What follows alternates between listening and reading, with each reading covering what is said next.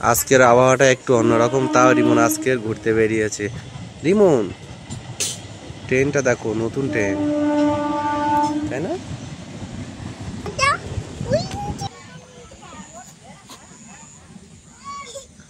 যা রিমন, ও বাবা, তুমি লাভ মেরেছো, আবার এখান থেকে উঠে এসো। এই আজকে আমরা খড়িবাড়ি যাবো, হ্যাঁ? আর যদি বৃষ্টি আসে কি হবে? কোথায় যাবে? ওখানে?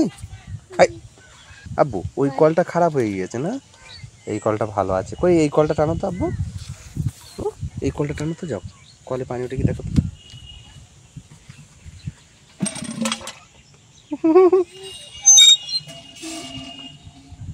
আচ্ছা, ঘরে উঠবো আমরা।